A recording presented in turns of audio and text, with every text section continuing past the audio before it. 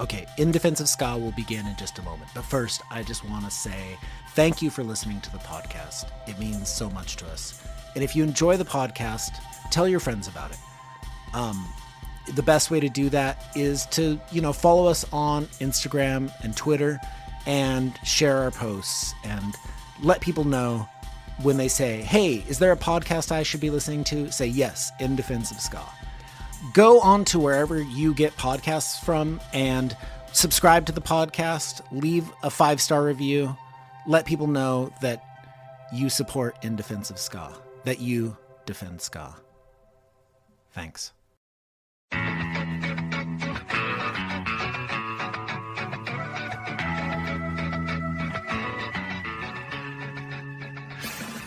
Chicago is a ska town.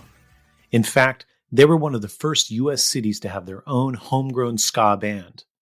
That group, Heavy Manners, burned bright from 1980 till 1984. In that time, they were one of the biggest bands in Chicago of any genre. When the band formed, their lead singer Kate Fagan was already a local punk celebrity because of her excellent single, I Don't Want to Be Too Cool. In February of this year, Captured Tracks re-released Kate's famous punk single, along with several previously unreleased tracks. It's gotten a lot of acclaim, even a Pitchfork review. So we talked about all of this with Kate, but mostly we chatted about ska and Al Jourgensen. How much time have you spent in Chicago, Aaron? I have been to Chicago one time. That was when I was roadieing for Skank and Pickle, and they played the Metro. Okay. That's a very famous venue in Chicago. I've played at the Metro one time on the Plea for Peace tour, and then pretty much every other time was at the Fireside Bowl. But I love Chicago.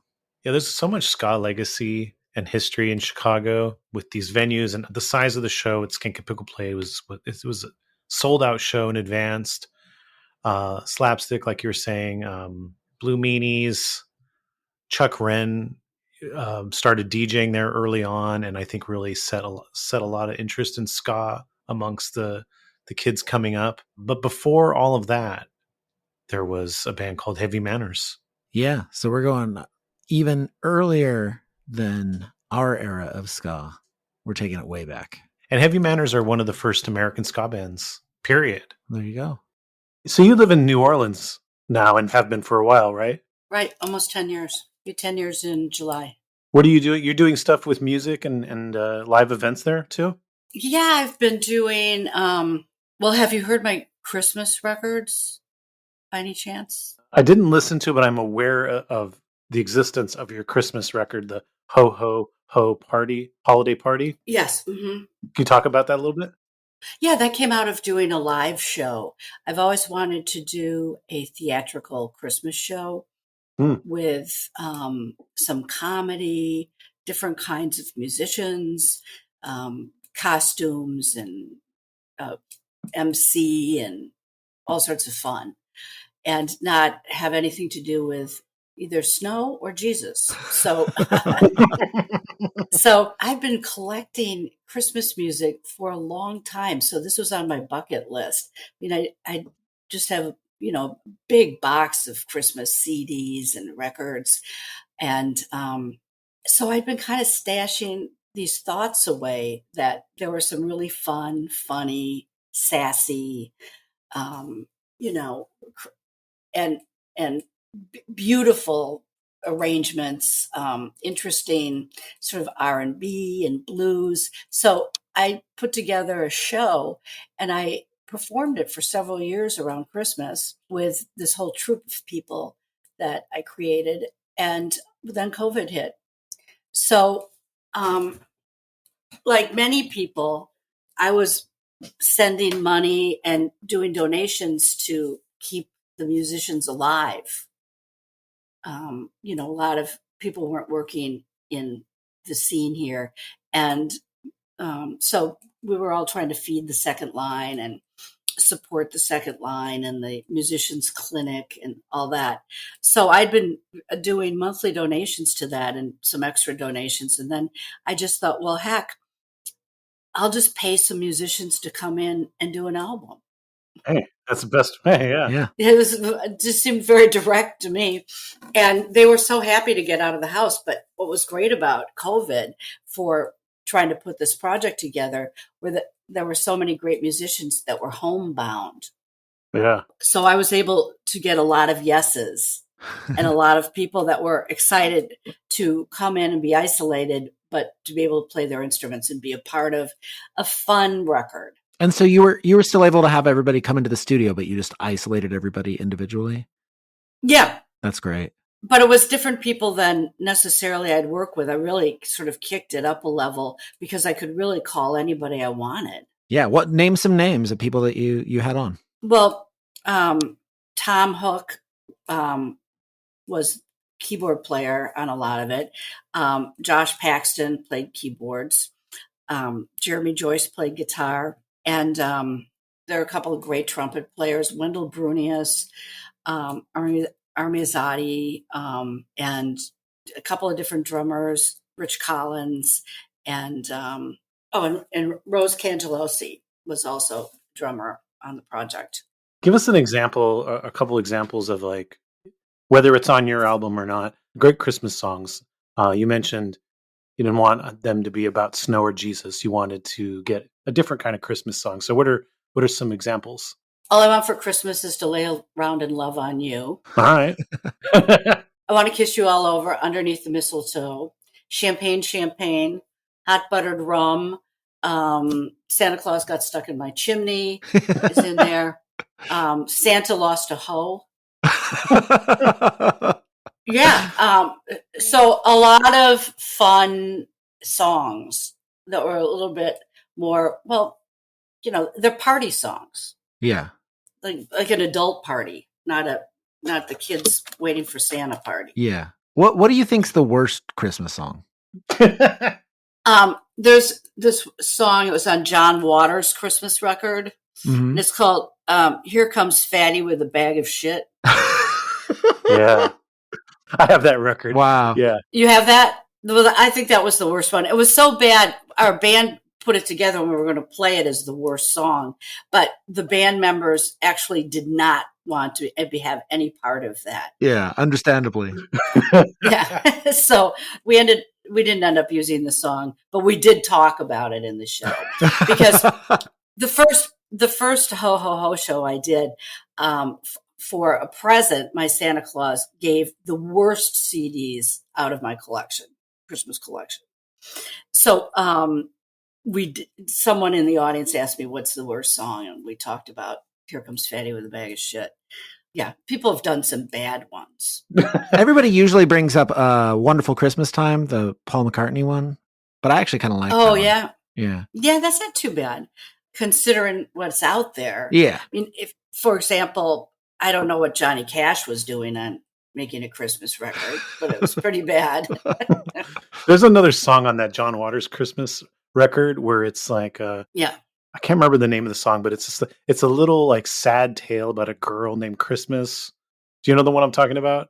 And I think it's like basically that it's a sad tale of her dying, but her name's Christmas, and it's just warped. Yeah. God bless him. He's so God great. bless. But and then I have burlesque dancer in the show, and she does one of the guitar players sang I Sure Do Love Your Christmas Cookies, Baby, which is a good song, which is a really fun song, Christmas song. So there are quite a few. People really got a kick out of it, and people come regularly every year. It's gotten bigger and bigger. This last year I did it at the Broadside, and that's what, like 500 people can fit in there. Nice. So it's gotten bigger and bigger. It's kind of become its own Christmas tradition. And I enjoyed putting out the record. It really gave me something to do. I was reading one of your interviews that you did for the press that you're getting for your I Don't Want to Be Too Cool reissue. And you were talking about how you were either putting together or wanting to put together a band to play these songs. Is that something that's happened? That's something that I've moved forward on. When I did the Kissing concept, the sequencer and a drum track were on tape. and we played to those tracks. So I'm currently getting those transferred to digital. Okay. So that I can reenact the songs from that show. And I don't think I put out the whole video, but at the Vic Theater, I did a full show with myself and Ron Rutherford and a bass player and a drummer. And that worked out really well. And I have the whole show actually on video. What year was that? I think that was 86 or 7.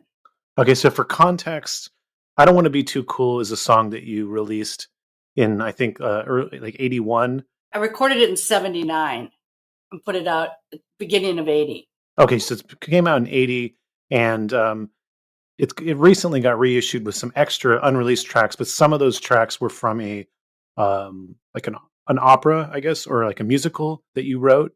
Yeah. Mm-hmm. And that's what the kissing concept is. Right. And so you've done it live once or a couple times? I haven't done it live recently, but I did it live, yes, quite a few times. Can you explain the plot of the kissing concept? It's a club kid kind of plot where, the person, that sings the lead in it, is enamored by a club scene and kind of gets into a relationship that doesn't really go anywhere. There's a sort of a goodbye and a moving on thing. So it's growing up rock opera, going from being just interested in the scene to, being part of it. And it's a scene that you really grow up fast in. Mm-hmm. Sex, drugs, and rock and roll kind of scene. So you're kind of commenting on your time in New York, right? This is when you moved to New York in the 70s. Mm-hmm. And you worked as a journalist, I believe, right? No, I worked as a secretary at New York Magazine, Financial World Magazine. I went to the Catherine Gibbs School in New York City. What's the Catherine Gibbs School? It's a professional business school for women that want to be legal secretaries or high-end secretaries, personal assistants. So you take law and on top of, the typing and shorthand and bookkeeping and accounting and other topics like that. So you come out as a really well-rounded professional assistant. So I was hired to be the assistant to the publisher of Financial World magazine. And then I got hired to be assistant to the advertising director at New York magazine. Mm. So, you get a really good education when you work as a assistant to these high-end executives. It's like business school, You really see a lot of what's going on, and you're in a lot of meetings, and you get to see a lot of information that most people aren't privy to and within the organization. So it was interesting. And when I moved to Chicago, in fact, I worked at the Quaker Oats Company. They asked me to be a regular secretary to fill in for executive level secretaries when they were either between jobs or on vacation or whatever. So that was really interesting too, because I got to work only in the C-level offices at Quaker Oats Company. So you were you really liked the CBGB punk scene, but then you were kind of seeing the Studio 54 kind of high glam scene growing. You weren't that into it.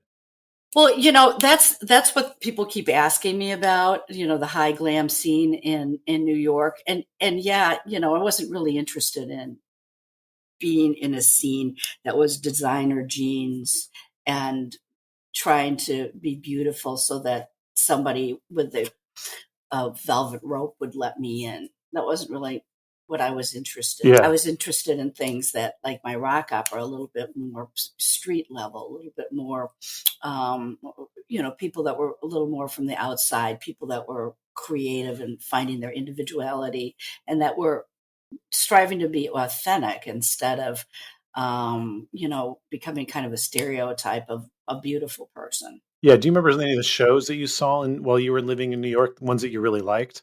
Yeah, I really liked television. Mm. The Ramones blew my mind. I couldn't believe how funny they were when I first saw them because, they run so, they were very, I thought very sarcastic and had a lot of satire, and they were funny. I really liked them. I liked Blondie and Talking Heads I was really into. Nice, yeah. So those are the ones that I saw prior to moving to Chicago. And they still hadn't toured to Chicago. So I was kind of had a leg up on the punk scene in that I knew it was happening a little earlier. Yeah, you're living in the future a little bit. Yeah, a little bit. And I could kind of vision what a band or what a sound would be like, and what a scene, what a cool scene for that kind of music could be like. What was it like working like these really straight jobs, but like kind of being tapped into the underground at that time? It felt really smart. That's awesome. I like that. I've always been interested in learning and being around professional people. Business is really interesting to me. So I could, for launching Heavy Manners, I was able to use some of those chops. I worked at Tom Duty and Associates in Chicago, and that was a PR firm. And I became vice president of the restaurant division. And worked with a lot of celebrity chefs in Chicago. So I just really enjoyed that too. I liked the challenges of public relations and business and starting something from nothing and, having a plan, work, make a plan and then work the plan. And that I thought was a real advantage. It's always been a real advantage for me. And it was never an issue being out late at a show and then coming into work in the morning.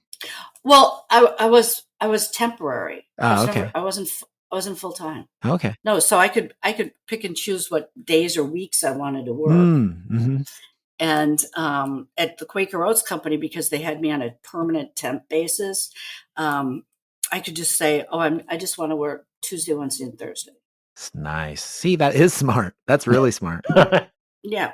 So I was able to do that, and I enjoyed that. I mean, I enjoyed bartending too, but there was, in terms of a paycheck always coming in, being a temporary secretary with the kind of skills I had at the time was I thought a really smart move for me. Yeah, definitely. And it was something that my mom felt good about. Yeah, got to keep your parents happy. Yeah, my mom just didn't want me bartending and till 4 a.m. every night. So I wasn't trying to please her, but I knew that was the kind of job that had a little more cachet for her. Yeah, definitely. And it paid well. Sure. Yeah. Did you write I Don't Want to Be Too Cool while you were still in New York or once you moved to Chicago? When I moved to Chicago. And so it was commentary on your time in New York, right? Yeah, no, it was commentary on, I think through the lens of what I saw happening in New York, but also in Chicago, it was starting up again. Remember on Rush Street? I don't know if you remember Rush Street in Chicago, but there were faces in some of those places were becoming very, the bleached blondes from the suburbs and that kind of fancy cars and buying their designer clothes on Oak Street. That kind of scene was going on in Chicago. So it was a commentary on that, but also it was a commentary on people in the rock scene that were becoming really enamored with that. That's what they wanted to do next. I've hung around in the punk scene, and now, like, wow, that'd be great if I was getting into those places. People that had that kind of ambition. I see. Yeah. To be scenesters on that level. Right. So what was so Chicago? I know rock and roll is kind of a big part of Chicago at that time. Mm-hmm. Yeah. Can you kind of like paint us a picture of Chicago in the late 70s, early 80s, like what the music scene was like in general? There were a lot of rock and roll hair bands, especially out of the suburbs, and those big nightclubs out in the suburbs. And, Cheap Trick came out of that scene, and REO Speedwagon, and, bands like that were very aggressively guitar. And people thought Cheap Trick was sort of new wave when they came out because they were a little more theatrical, and their couple of their songs were a little more topical in terms of what was going on in the punk scene. But that was what was going on in the suburban scene. And then, of course, the blues scene, tremendously big, mainly still on the South Side. Lincoln Avenue was an amazing scene in the 70s because you had all this folk coming through too, Goodman, and this kind of folk and folk rock scene, and that was going on Lincoln Avenue. You had the Eddie Boy Band, which was a tremendous rock band. They were a little bit like the Allman Brothers. They had two drummers. They went to LA to try to make it big out there, but it was really a creative time in the Lincoln Avenue scene, and it wasn't surprising that clubs around that Lincoln Avenue area were the first to get into punk. It was hard to get bookings, so we just did our own thing in warehouses. So what year was this where you were doing warehouse shows? 79 and 80. Cool. How are you finding these spaces? Are they just spots that like artists are living in, or something else? Let's see, how did we find these places? A lot of them were gallery spaces, okay, or rehearsal spaces. Yeah. And then there was the Space Place, which was a warehouse with a lot of rehearsal spaces, but it also had a performance room. So a lot of punk bands came out of there. When you came to Chicago, you started a band called Band first? Well, Gary Belson was really involved in that, and he and I really hung out, and we started that band. But I was in BB Spin for a while. So where did you do your song, I Don't Want to Be Too Cool, fit in? That was like your own thing though, right? Mm-hmm. And you recorded that, and you got it pressed separately from this other stuff you were doing? No, it was the first thing I did. It was the first thing. Okay. Yeah. Who did you play with? Who was it that played on that record with you? That's Ron Rutherford. But I was playing live with Ron Rutherford and Doug Chamberlain. Now that song becomes pretty popular locally, right? Right. Mm-hmm. Now, how did that happen? You went around to like local DJs and nightclubs and kind of pushed it, and yeah, I sure did. Huh. You could do things there. You could just put up posters, and you could just walk in, and there were still jukeboxes that were playing singles. Mm-hmm. And that was one way to get people aware of your single. And oh yeah, you could get it on a jukebox. Mm-hmm. How did you get into a jukebox though? I mean, that's just like, it doesn't even seem possible to me, but how did you do that? Well, you just ask the bartender to put it on. Really? That's it? They'd open up the back of the machine, and then they'd put it on for you. That's amazing. I feel like if you tried to do that now, they'd be like, what? That machine's never been opened in the entire time that I've been here. Back then, they're just like, yeah, no problem. No, most places don't even have them. And if they do, they're digital. Right, yeah. No, at that time, you put a single in. So, for all I know, it's still in some jukeboxes. Yeah, there's some jukebox somewhere that still has that single in it. Yeah, probably. Uh-huh. Did you play as Kate Fagan? Did you just play live, or was that just that single at that time? No, I played live. Would you just play under your own name? Yeah. Uh-huh. Eventually, though, this leads to Heavy Manners. Heavy Manners starts also in 1980, right? So it seems to me this is all happening really fast, right? Your single, these other bands, Heavy Manners, all kind of happening pretty quick, one after another. Well, yeah, one led into another. Let's tell the story a little bit about how Heavy Manners starts. I believe that Jimmy Robinson is kind of the the bass player of the band, he's the person, right, that sort of discovered ska by going to England and bringing that back to some of his musician friends. Yeah, I guess he did. Although when I encountered Jimmy, he was really into reggae. Oh, That was really his scene, is the reggae scene, the dub music scene, the Jamaican connection more than the English connection. So he really wanted to play reggae, and that's mainly what I heard. I don't know if you remember this, but there were bands from New York that played reggae that came to Chicago for long periods of time, for like a month or 2 months or so. One of them was Mojanaya.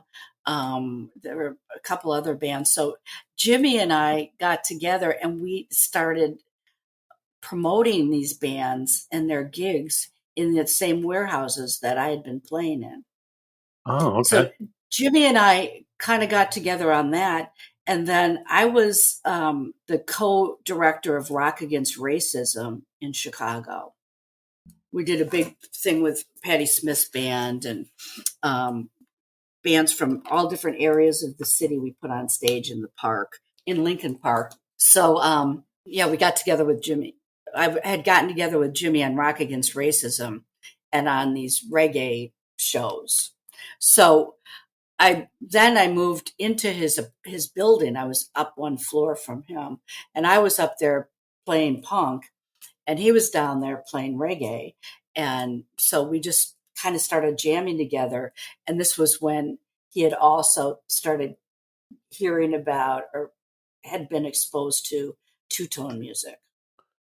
Okay. But we kind of felt like our combination of putting rock and punk together was really our own hybrid. We weren't trying to sound like a two-tone band. We loved the English beat and Mirror in the Bathroom and their dub stuff particularly, but there weren't all the ska bands that there are now by any means. There were only a few people doing that, and everybody had their own take on kind of mixing rock and reggae together. So Heavy Manners was really our own kind of sound. Mm-hmm. And a lot of people who were getting into ska music got into our band because we were sort of the closest thing, I guess, to the two-tone sound. Yeah. Did you guys consider yourselves ska though? Yeah. Mm-hmm. But just your own take on ska? Yeah. Nice. That's awesome. Yeah, we wanted to be, to stand out in the field. So calling ourselves ska, people had an idea that it was a rock and reggae combination. Yeah, a hybrid. Yeah, they knew they weren't going to see a reggae band, and they knew they weren't going to see like me doing punk. They knew it was going to be something different. When Heavy Manners starts in 1980, how well did the concert-going crowd understand what ska was? Well, our first gigs were we played every Monday night at the Wild Hare. Mm-hmm. So we were really more embraced by the reggae crowd. Wild Hare is an HARE? Yeah. Like, so, yeah, okay. Originally I was thinking wild hair, like crazy hair. Yeah. Sorry. No, it's a reggae bar on Lincoln Avenue, owned by Rostam's. And so we got in on Monday night because we were playing rock and reggae, combination together, but we also played some straight out reggae. Was a Monday night a good slot? Well, it wasn't a bad slot. Okay. It wasn't like a crowd like a Saturday night crowd, but as you know, a lot of people in the service industries and other bands are off on Mondays. Yeah.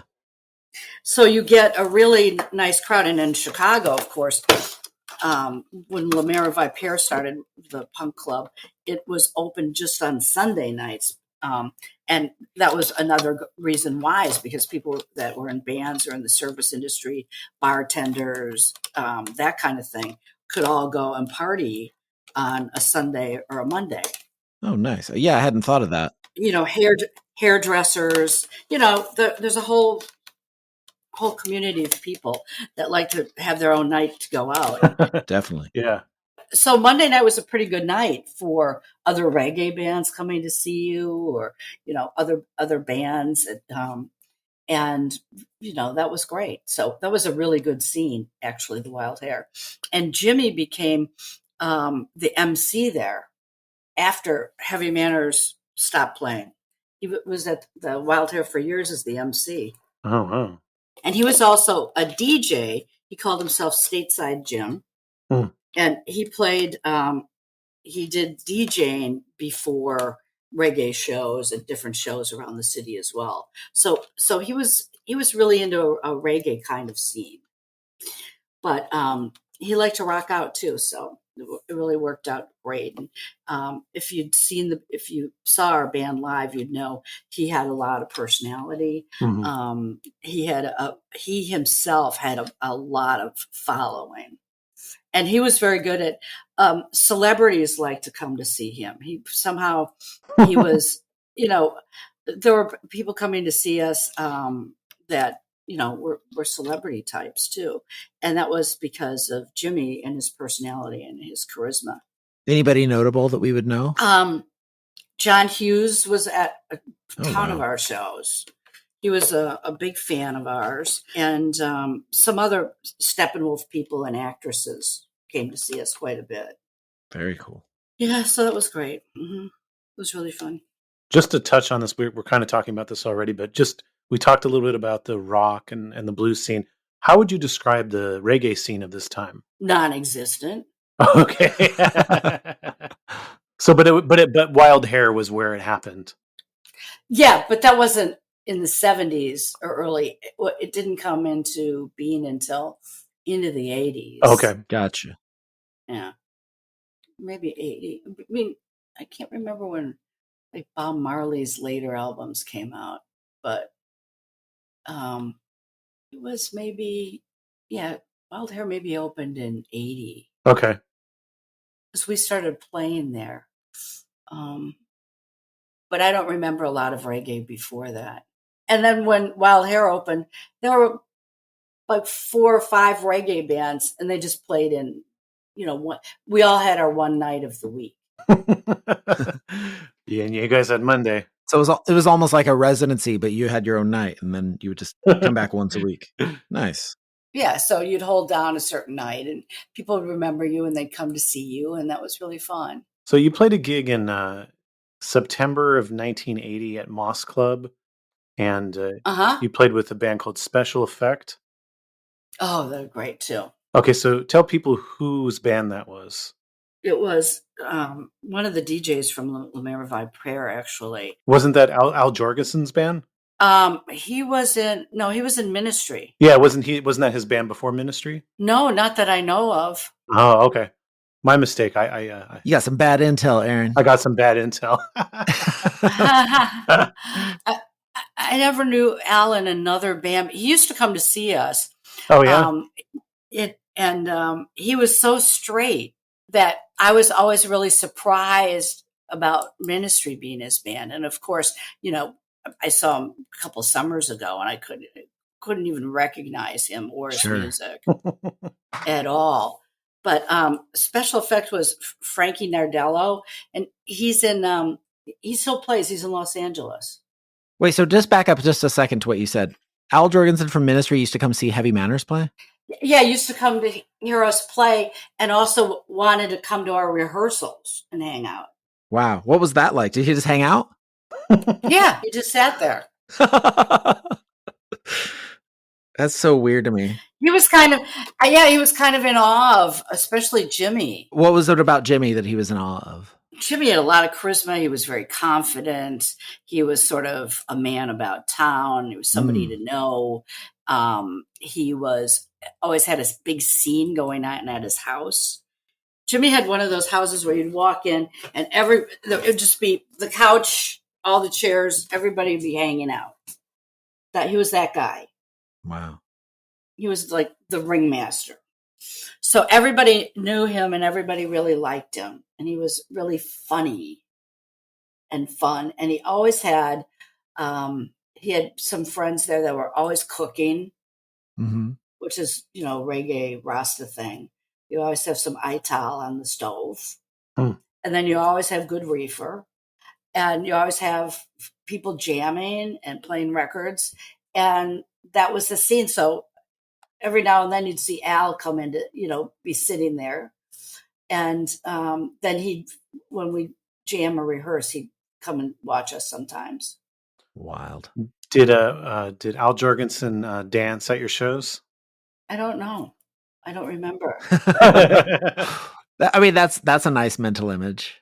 Al Jourgensen dancing to ska. He might have been. Everybody else was, but Yeah. I didn't single him out in my mind. Yeah. And especially at the time, because he was just a kid hanging around. Right. So I never really gave much attention. I never felt like, oh, there's Al Jourgensen dancing to my music. It was just, somebody else out there. I mean, we had a lot of fans that were more interesting, actually, to notice out there. Who do you remember? Let's see, the actor, Chicago actor. Let's see, what's his name? I have one of his shirts, I think. He was a Natty Gand. Let's see. John Cusack. He was at our shows a lot. Oh, wow.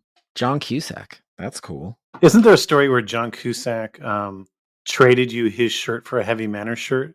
Yeah, he did. He did. What was his shirt? The one he wore in Natty Gand. It was like a like kind of a Hawaiian shirt. Wow. Yeah. And he was we had all ages shows, which we started. He would come to the all ages shows, which was really funny. Wait, so nobody else was doing all ages shows in Chicago before Heavy Manners? No. Mm-mm. Amazing. That's awesome. Yeah, that was my marketing business background. How did you go about talking the venues into doing that? It was a hard sell, actually, Yeah. and quite a few of them didn't want to do it. But a lot of them realized that was an extra, extra money. And what we usually do is do a show before our show. Okay, so an all ages and then a 21 up. Yeah. Although at Tuts, I remember that we could like divide the floor in half, like with a rope or cones or something, and we could have underage people at the same time. You just had to have a wristband on if you were drinking. But I think that was short-lived. I mean, when I first moved to Chicago, the drinking age was 19. Oh, before they made it 21 across the board. Then they moved it back to 21. But it was 19, so I could bartend at 19 at the Bulls and at the blues clubs, like Kingston Mines. I was bartending there too. So you could do that. And, I did that. And then when I turned 21, all of a sudden the drinking age was 21. So I got that like that sweet spot. Heavy Manners eventually, maybe it doesn't take too long, you guys become pretty big. How long do you think it takes before you start playing shows until you become this sort of force within Chicago? 2 years. 2 years? Roughly. I mean, building a following, but we were becoming one of the biggest draws at maybe the 2-year point was when we could really hold down a Saturday night consistently and fill a big club. So that's what I think. Big club. How many seats are we talking? Well, 500 to 1,200. Yeah, those are good sized rooms. And we'd sell it out. We were so in demand by club owners that we'd get not just the door, we'd start getting a percentage of the bar. So we were making really good money. Yeah, that's where the money really is. Yeah. And we'd get the whole door too, which would be amazing. And then we'd just pay ourselves the warm-up act and book that ourselves. Yeah. So how would you pick those warm-up acts? Would they end up being friends bands or something else? Pretty much friends bands. Mm-hmm. Anybody notable that you had open for you on a regular basis? Oh, like Skanking Lizard and, a lot of those, a lot of reggae bands, actually. What do you think was it word of mouth or opening for bigger bands? What do you think led to you getting to that point in 2 years where you could headline and draw so many people locally? I think it was airplay. Oh, so you recorded Flamin' First. That got a lot of college radio play, right? Yeah, we did. We had Flaming First out, and we had Taking the Queen to Tea. Those singles came out pretty early on, and they did get airplay, especially at like WNUR radio at Northwestern, and a lot of the college radio DJs were playing our records, and we played at the universities quite often. We became really popular with Northwestern, particularly. So Flaming First probably is your most well-known song, would you say? Yeah, I'd say so. Can you explain what that song's about? Just the excitement of doing something for the first time. And as you're getting older, you realize that there are not as many of those anymore. Yeah. You feel like, wow, I've already done this, but it's not that it isn't fun, but I've already done it. And so for me, I'm continually looking for experiences I've never had before. So that comes from looking for Flaming First. That it's really pretty. The lyrics are pretty much explain it that, if I've already done it, I'm looking for something else, and I'm looking for a greener pastures or the newest thing, the new record. I love, my whole life from when I was a little kid. When I got my allowance, I'd go straight to the record store to get the newest and latest records. And that would be part of it for me is looking for Flaming First, being, what is that next sound? What is that next, thing that's happening?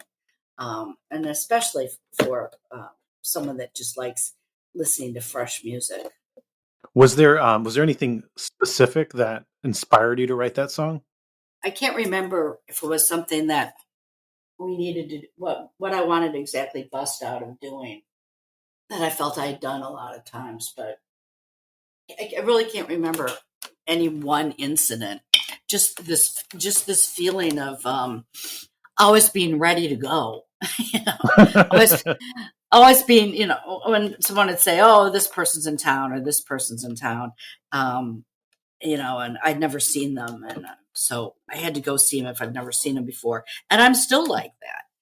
A lot of, I've of course gone to many jazz fests over the years and all that. And I always like to go see the things I've never seen before. That's the excitement to me. What was the most recent Flaming First you had where you saw something or heard something new that really blew your mind? Probably Samantha Fish. Yeah. Seeing her live.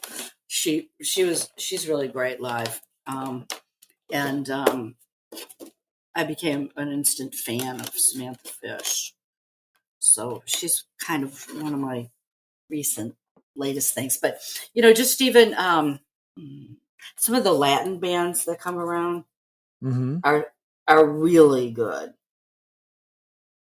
And, that kind of sound I really like too.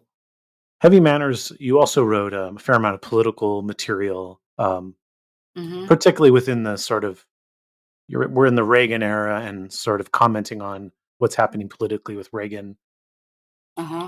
What are some examples of the more political side of Heavy Manners?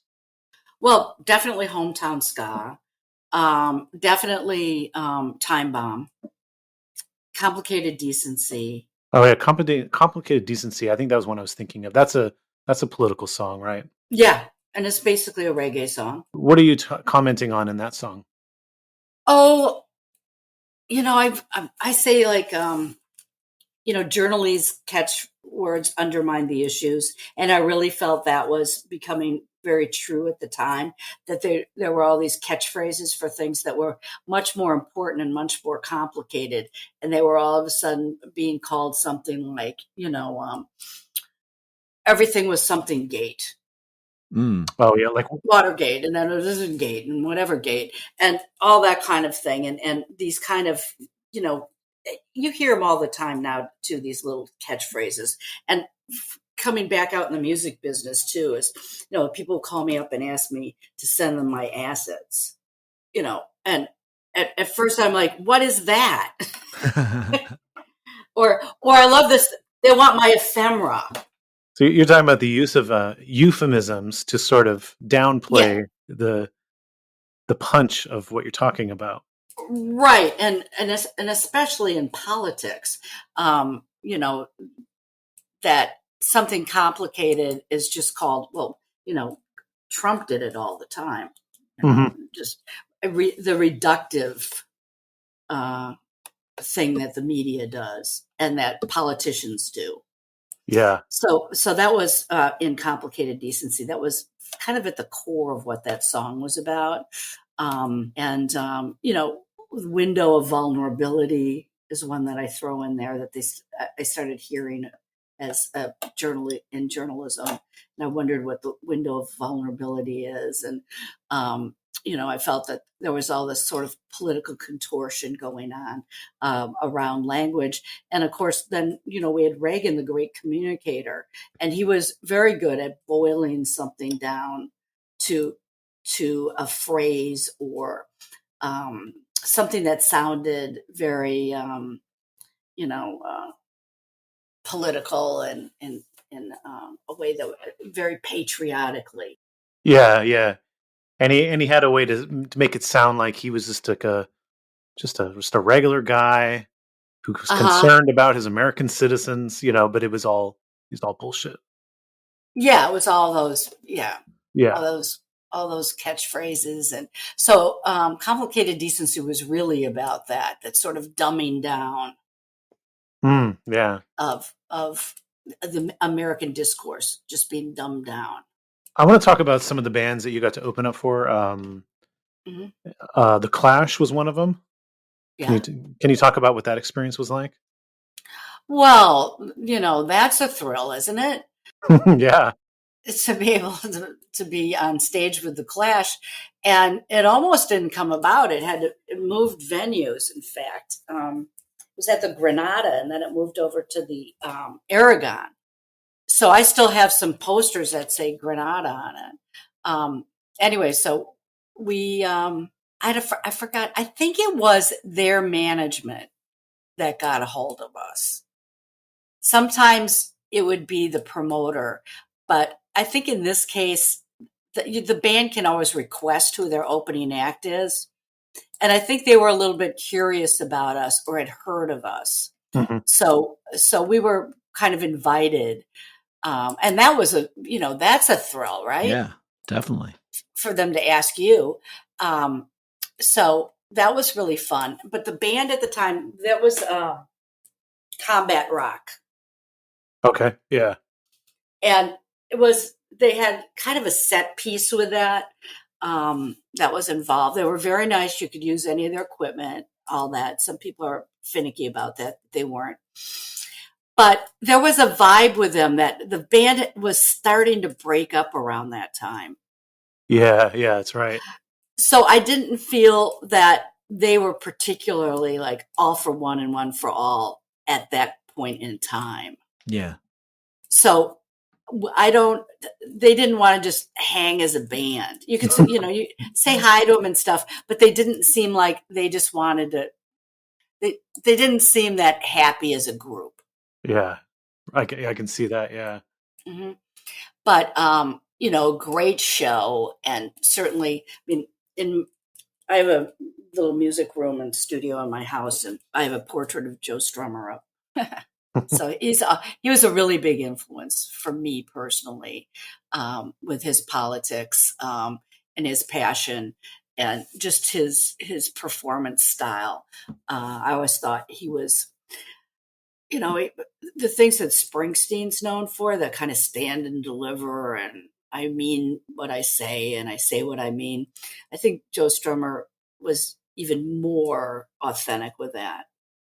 Yeah. I mean, all this music we're talking about, whether it's like kind of post two-tone ska, punk rock, alternative music, Uh-huh. Joe Strummer's kind of like the Beatles, if you will, of that. Definitely. Definitely really looked up to him. I think I've said this before, but Jimmy Cliff really impressed me. We did several shows with Jimmy Cliff, and he was as close to being around somebody that was sort of mystical. He was very he'd warm up by jumping rope, and he was very kind, and he'd make sure that he came and found you out to say hi to you as a band warming up for him. He was really interested in politics, and he was just really impressed. He just really impressed me. I love hearing about how bands singers warm up. Some don't at all, but some of them take very great care into doing whatever they do to prepare. Jumping rope before a show, that's a pretty interesting one. Yeah. Oh, yeah. And vocal warm ups, and he'd have certain teas that he drank, and he'd do all these things, but it didn't seem that he was obsessed with that kind of preparation. It just kind of came natural. He did this and he did this and he did this, and then he went on stage. But he is a very meaningful person in the whole reggae scene. Yeah. Very important person. The Harder They Come has just kicked it all off. And he's just continued. He comes to Jazz Fest every couple of years, and he's just continued to be amazing. Yeah. So taking a step back, you lived in London in the mid 70s, right? Uh-huh. Uh-huh. And that was actually your introduction to reggae music, wasn't it? The Harder They Come while you were there? Yeah. Hmm. Definitely. And well, the culture in London had more Jamaicans and islanders Hmm. than Chicago, for example. Or I'm from I'm from the Washington D.C. area. I'm from Maryland, and certainly we didn't have a lot of people from the islands living in Rockville. So, but when you're in England, it's the scene is very mixed, and there were a lot more reggae musicians playing in the mainstream. So you'd be able to hear reggae bands, and hear them also on the air, which I've never heard a lot of reggae on mainstream radio here. But Yeah. it was on, the BBC was playing it. And eventually in Chicago and in the United States, you get this every Sunday afternoon reggae show. I don't know if you remember that in Chicago. Mm. WNUR would do that. But in London, that wasn't just relegated to one day or one afternoon or 3 hours. So you'd hear a greater mix of music. Yes. You guys also you toured a bit with English Beat. Yeah, we did. That was an interesting little tour. We kept calling it the Where Are We Now tour, because we'd get into a little bus, and and then all of a sudden we'd be in St. Louis or Madison, Wisconsin, or the funniest ones were would play in Iowa, Nebraska, that those kinds of places. So we were sort of on the where the hell are we now tour, we thought, which was a lot of fun. But I was the only woman with 28 men in tour, and I thought I'll never do this again. Wow. Yeah. I bet that must have been something. Yeah. And I thought, if I was with another girlfriend, I would probably be having more fun because we could be on more adventures together. But as it was, I'd be the only one. And that was kind of, I needed a pal. Yeah. Yeah. But the English Beat, those guys were really they were really into blondes, and they were really into, at every, Dave Wakeling would have, every show there'd be another girl walking around with his jacket on. Mhm. And, but yeah, I got to be pretty good friends with Rankin Roger. And when they'd come to Chicago, he and I would go out and hang out together. Rankin Rogers seemed like such a sweetheart. He was. Mhm. He was a really cool guy. It was very much a gentleman too, but he's actually a very good musician, and I've really missed the band. I've really missed him being in the band when I've seen the band. Yeah, for sure. Yeah. Mm-hmm. His energy, the way the two played off of each other, and I thought it was a shame. But I loved Fine Young Cannibals.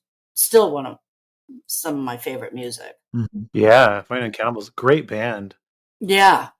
So he was great. That was fun to play with them. But like I said, it was that sort of like Where You At Now tour. And we'd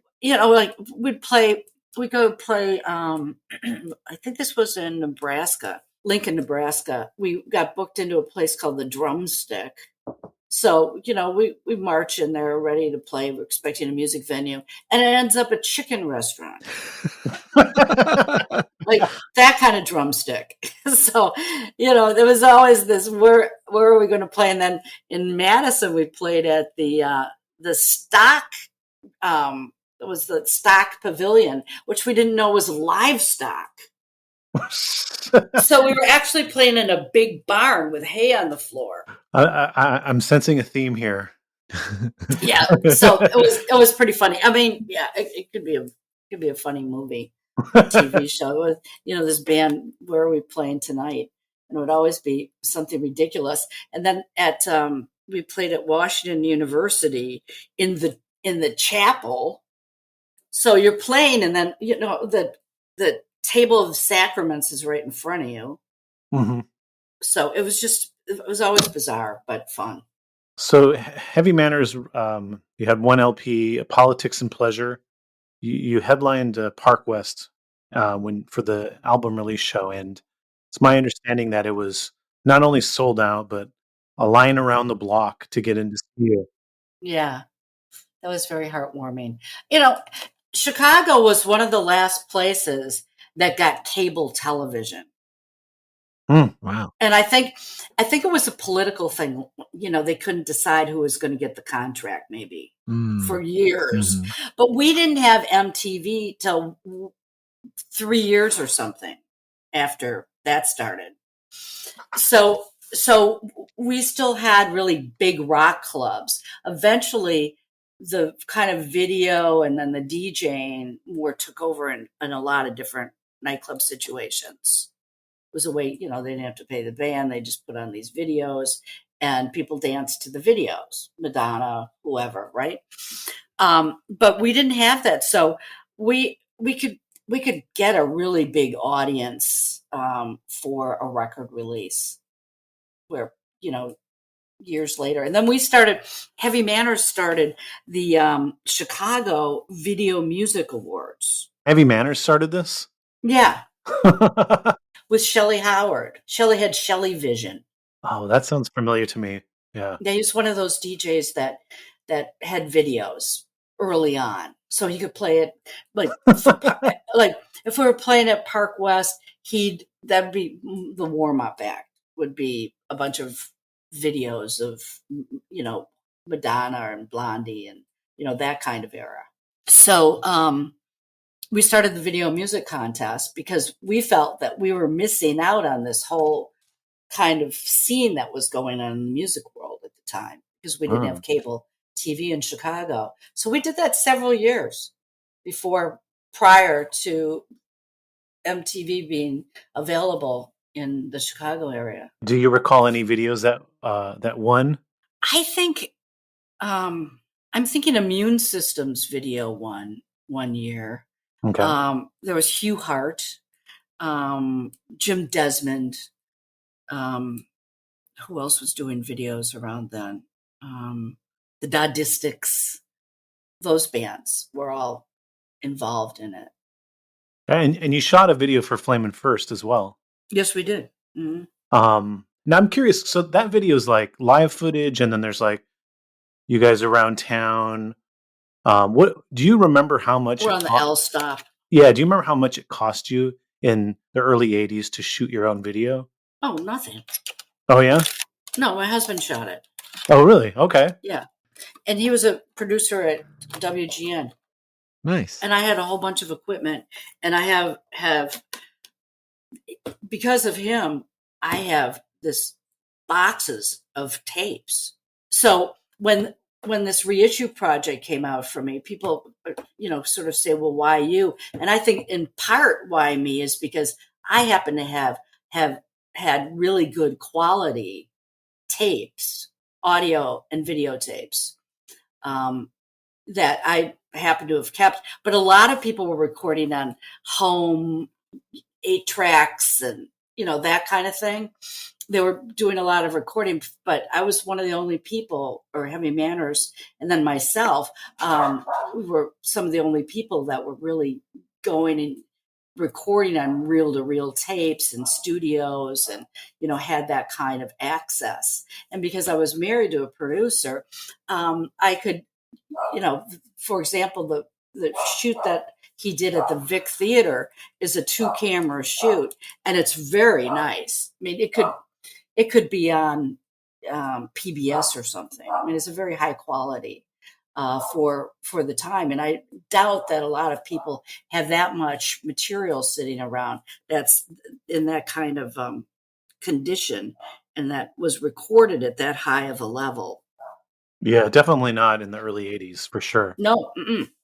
I want to talk a bit about your work with Peter Tosh. So this came after Politics and Pleasure, right? Yeah, it was kind of a last gasp. Yeah. Trying to make it in a larger, in national or internationally. So part of the game plan for Heavy Manners was we want to try to get a record deal so that we can do this professionally, right? Yeah. Okay, so tell me a little bit about how you met Peter Tosh first and how him working with you as a producer came about. Well, we opened up for him at the Aragon Ballroom for his show. Mm-hmm. And he was doing that Walk and Don't Look Back tour. He really had a hit record. One of the only times, and he had been playing with the Stones. And so he had a lot of cachet at the time. And our attorney, Linda Mensch, was representing Don Kinsey and his dad, Big Daddy Kinsey. And Don was playing guitar for Bob Marley. And he's recorded with Peter Tosh's version of Johnny Be Good. Do you know that tune? Mm-hmm. Tosh tune? Yeah. So he's the guitar player on that. And he's a Chicago guy. And he's represented by Linda Mensch. So we opened up for Peter Tosh, and Peter Tosh really liked our band. And he loved the song Say It. And he thought we were a fun group of people. Again, Jim Robinson charmed him. And, he wanted to smoke dope with Jimmy and, that kind of stuff. Because Jimmy was just that kind of guy that it just seemed like he knew what was going on in the scene, and he always did. But he attracted people from out of town, and like I said, celebrities, to kind of seek him out and hang with him. So Peter Tosh did that too. And so then we got approached by Linda Mensch to do this record that involved not just Peter, but Don Kinsey. So we said that sounded like a good idea. We were a little bit hesitant because we knew it would be expensive to bring someone in and to do it at an expensive studio in prime time and all that stuff. So we knew we were going to kind of have to blow our wad on this thing. So Peter came in And it was really funny. His manager had called me and said, he's a Rastafarian. So I want you to read a book on Rastafarianism. And I want you to be aware of the Rastafarian culture and how they treat women and where women fit into the Rastafarian culture. So, of course, I'm reading this book and I'm thinking, well, you've got to be totally natural. You wear no leather or animal products, no makeup, just kind of like low key, right? And, the Rastafarian thing and how unusual it was for like a white woman to play with a Rasta, right? So then I'm in the studio and Peter comes in and here I am and, I'm like in flip flops and no makeup and all that kind of stuff. And he walks in with a showgirl from Vegas. And she has done up makeup. I mean, she was wearing more makeup than most of the drag queens I've met, and she had gold fingernails and toenails. And, she was really, it surprised me right away. And it kind of made me chuckle, like it's making you chuckle. And so, we were off to the races and it being not what we expected. And not who we expected. And it was a fun scene. Peter was a little more aloof than I would have wanted him to be as a producer. The guy that ran a lot of the session was Dennis Thompson, and Dennis Thompson was Bob Marley's engineer. Mm-hmm. And he was incredible. And Don Kinsey had some good ideas, and Peter Tosh had a lot of good instincts and suggestions. And he did sing background vocals on one of our songs, and it was great. But he suddenly had to leave, and we were suddenly out of money, and we didn't feel in the end that we really had a single. How many songs did you end up recording in that session? 4. Oh, okay.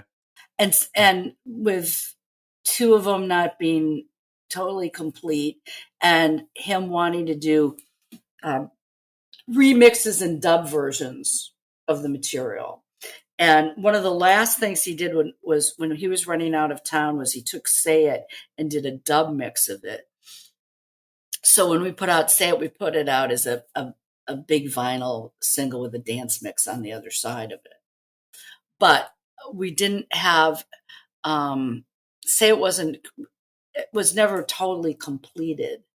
And I like the way the record sounds, and I think it's got a great guitar solo on it, and it's got a nice groove. It slows down in the middle, and that bothered me.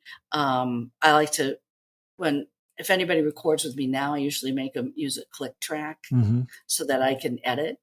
And at the time, there were like some shortcuts like that I felt were, I couldn't really feel like I could jump in and take over the session. I'm more savvy about recording now than I was then. And there was a bit of people coming and hanging out that were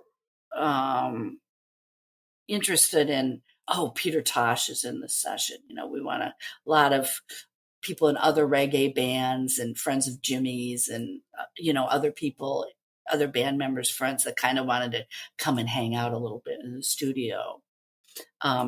There's some funny stories. I mean, he had to have his ital, his own cooking. So he brought along his own herb man and cook.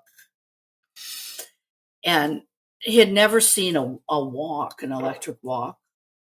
And he needed to be able to cook a fish fry in the studio. Right. So he wanted to cook a fish fry in the studio because that's what he does. And so I borrowed my older sister's wok and I brought it in, gave him to him. Oh my God. So, like 2 months later, I get a call from Peter Tosh. He was wondering if I can import woks to Jamaica because he was so impressed with them. And I just got such a kick out of that, Anyway, so and we're having this fish thing going on, and so the studio smells like a fish cookout, right? Mm-hmm. And so we're getting ready to eat it, and Peter eats the head, which I thought was kind of hilarious too, because there was all these good herbs going in and all this stuff going on, and then he just eats the head. I don't know why, it just kind of cracked me up. Wasn't part of your payment to Peter that you also had to bring in a pound of weed? Oh, not a pound of weed. He wanted, Jimmy had Thai stick. I don't know if I should be saying this on the radio or whatever, but Jimmy always had a tremendous stash of smokables. Mm-hmm. He would have hash, and he would have different strains of marijuana and Hawaiian, and anyway, he had Thai stick, and he brought a joint in, and Peter smoked it, and he doesn't pass joints around, by the way. He just bogarts it. Yeah, you hand him a joint and he keeps it, right? Yeah. So at first, the rest of us in the band are horrified that now we've brought Peter Tosh in and we've gotten him so stoned. Like he wants to take a nap before he gets started in the studio. So I thought, well, that's kind of crazy. And then the next day he comes in and he goes, I want some more of that Thai stick. So yeah, I mean, we didn't have to give him a pound of pot, but he sure did want to have the really good Thai stick. Amazing. You said that the Peter Tosh thing was kind of the last attempt or last gasp to keep the band together. So I want to kind of talk about what happened and why you guys made the choice to end the band. I mean, obviously the recordings didn't go anywhere. You didn't get a deal out of them. Right. And that was a disappointment for us.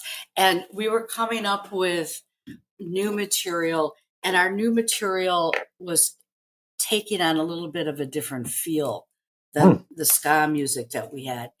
What kind of feel? Well, Frankie had exited the band. So he went to Hollywood, and we got another sax player, and he was good, but he wasn't he wasn't from the same kind of scene that we were from. Mm-hmm. He was more of a academic, more of a musician out of playing jazz and classical. So he wasn't the same kind of hang out, smoke pot and listen to reggae kind of guy that like Jimmy and Mitch were certainly. And so we lost Frankie, and Frankie was one of our songwriters. So that happened. And then Kevin Smith started writing more, and his career is amazing. He writes a lot of jingles. He's with the Chicago Cats. He plays a lot of big gigs. He's also into the gospel scene and making gospel albums. But his feel was a lot more professional than maybe the ska was, a little more raw than his music was. Yeah. So in his music was a little more complicated in its form. It had more instead of it just being sort of chorus, verse, solo, maybe a bridge. His material was a little more complicated in its structure and harmonics. So our band was beginning to sound a little different. And then I was continually ambitious. So I kind of felt boxed into ska. I was writing my rock opera, and I wanted to write songs that didn't all have that same kind of ska beat to them. Mm-hmm. Different things were coming out of me. I was becoming more sophisticated as a songwriter, I thought. And I was taking music lessons. I went to the Bloom School of Jazz to study, chords and some other things. So I was becoming more interested in different forms of music. So we kind of evolved personally in different directions. And then in terms of financially, we really did spend our money on Peter Tosh and would have to start playing those gigs very frequently again to get that money, to get more money. And we had played for maybe 4 years, 3 times a week, often, sometimes twice in a day. So it was getting to a point where, people were, I think Shell was getting married, and just the lifestyle wasn't really working for everybody at that point. So it was just getting kind of old for us. And then, as I had mentioned before, the video was coming into the clubs. So a lot of the clubs, like for example, Park West on a Friday or Saturday night would have a video dance party. So the scene was really changing from big live music venues to more of these sort of dance clubs. I see. Yeah. So that was kind of all happening at the same time. So we disbanded, but then, of course, we had a reunion later on. Remember? I think 2008 was your first reunion, right? Yeah. Mm-hmm. And we put out a single again. We put out "Get Me Out of Debt" and "Fight the Good Fight." I wrote both of those. So in between the time you broke up and the time you got back together, ska got really big in the U.S. and Chuck Wren. Yeah. Jump Up Records. He included you on the first American Skothic compilation. Yes, he did. No, did you have a relationship with him? Jimmy did. Okay. Did you realize that there was this whole interest in ska when he was putting that together? Jimmy talked him into becoming a ska DJ. Oh, really? Yeah.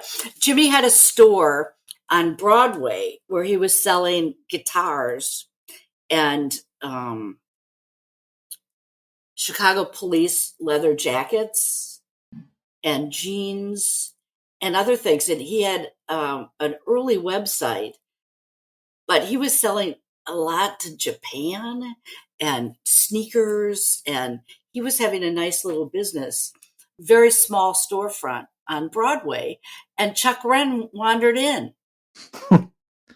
And at Jimmy's funeral, Chuck got up and talked about the reason that he was in ska was because of Jim Robinson.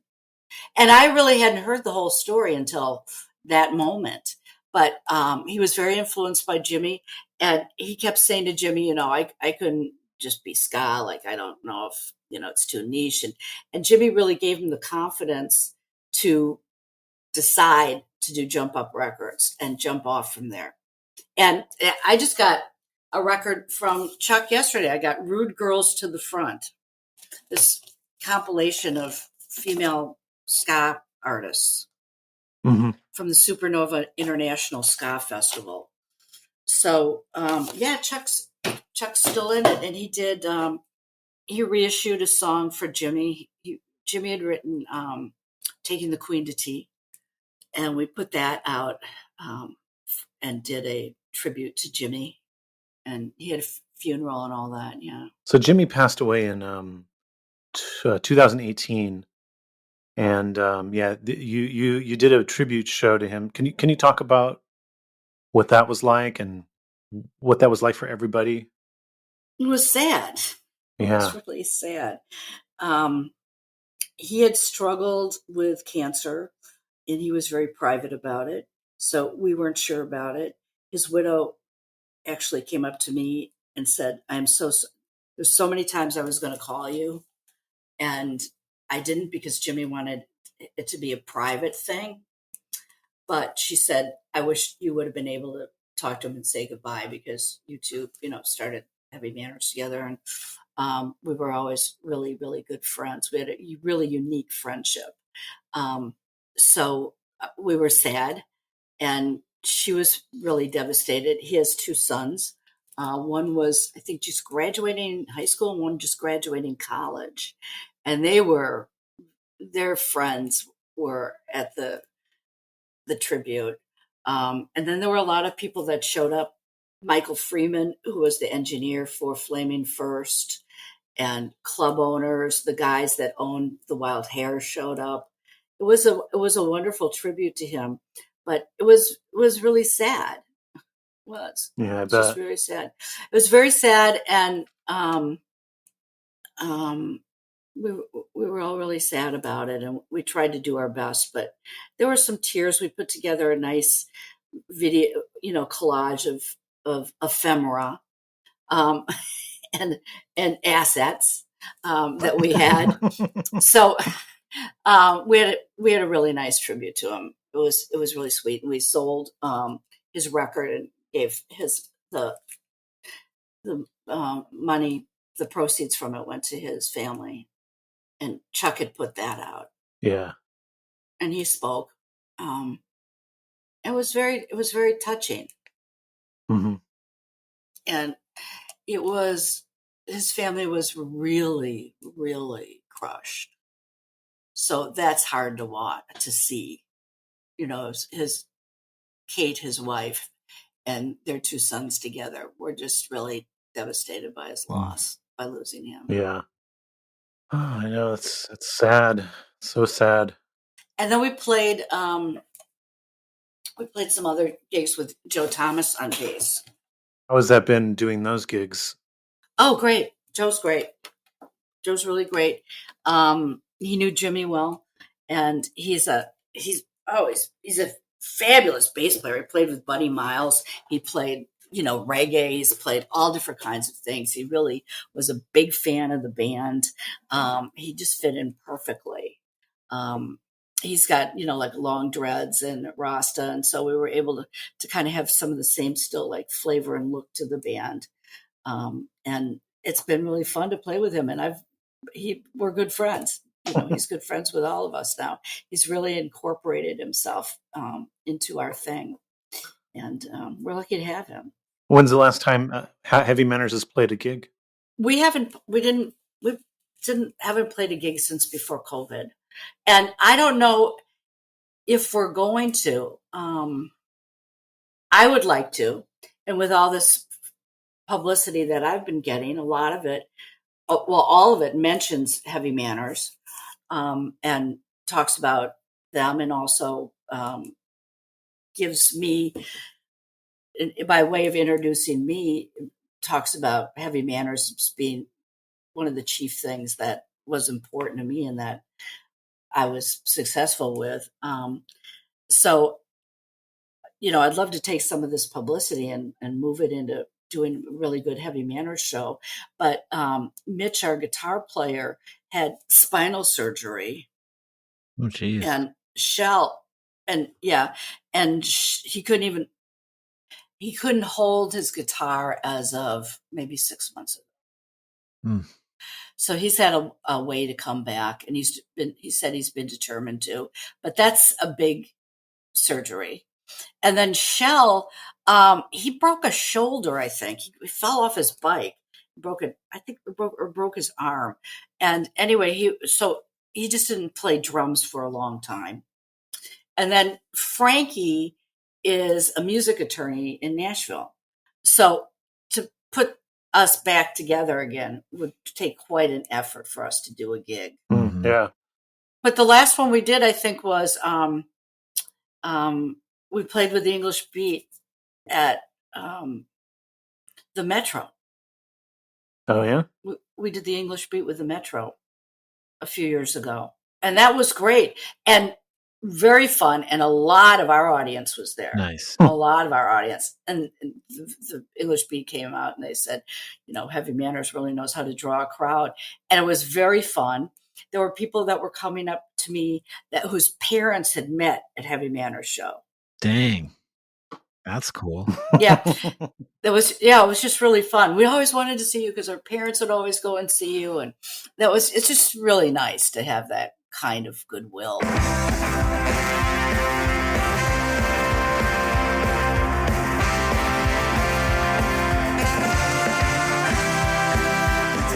Don't go anywhere. If you want to hear the rest of this conversation, head over to our Patreon. Thank you for listening to In Defense of Ska. Please rate, and review this podcast and tell a friend. Follow us on Twitter, Instagram, and TikTok at Indefensive Ska. Pick up Aaron's book, Indefensive Ska, at your local bookstore or online. This podcast is edited by Chris Reeves of Ska Punk International. This is your co-host, Adam Davis of Omnigong, leaving you by saying ska now more than ever.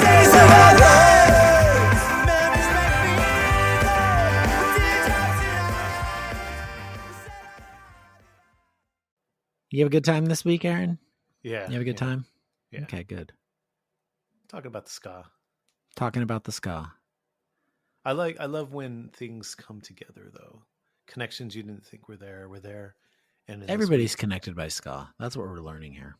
Yeah, even Ministry. Yeah, we talked a little bit about Al Jourgensen of Ministry, a band I was very into as a teenager. Mm-hmm. And we circle back to that in the Behind the Curtain. Yeah.